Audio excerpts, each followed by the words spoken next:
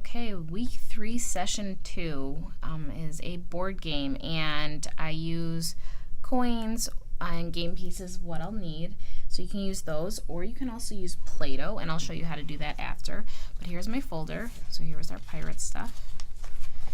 And then here are my game boards. Now, I laminate mine, but you don't have to if you don't feel like laminating them, because you're passing them out. Students usually are pretty good with them.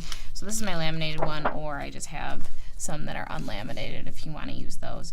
If you want to use the Play-Doh, though, I suggest laminating them for sure. But if you're just playing it as a board game, then you just can use your game pieces. So here's the game, and I just use little we can use little game pieces for this, and then we flip a coin.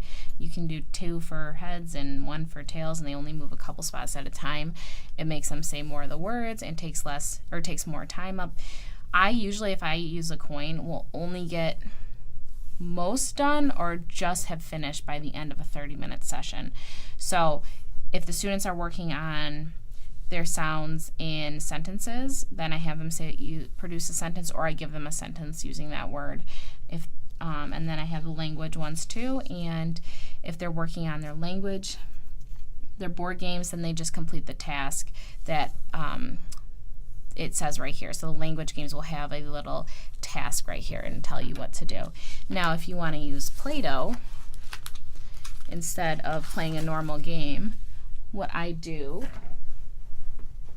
is each student gets a certain color.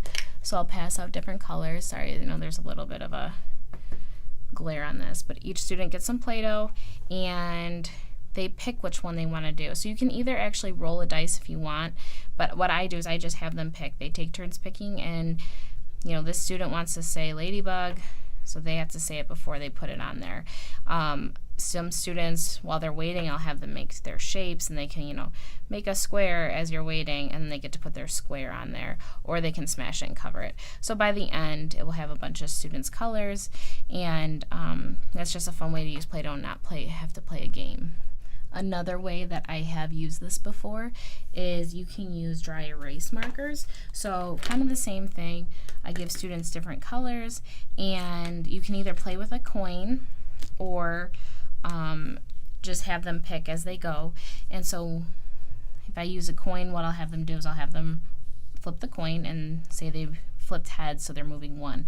They move 1 space, they say their sound, and maybe they put a little check mark, or they just color half of it in or something like that. Or during their turn, I have them pick whichever one they want to say, and then they get to color the whole thing. Okay, the nice thing about this is after you're done, use a napkin, but you can just wipe it off and then start with the next session. So that's another way to use this if you don't feel like playing a board game. Another suggestion for actually any of this stuff that you don't feel like laminating or you don't want to laminate, I buy these. They are on Amazon, and I think I got 6 for maybe $8. They're all different colors, which is nice, but these are perfect if your school has a bad laminating machine, or you just don't have the time to laminate some stuff, but you want to keep it looking nice when your students come in. So I use these a lot, and they're nice because you can still use your dry erase on them, and you can still erase them, or you can play Play-Doh on them, or you can still play your game on them, and they work really well. They're nice and big, and I use them multiple times throughout the year.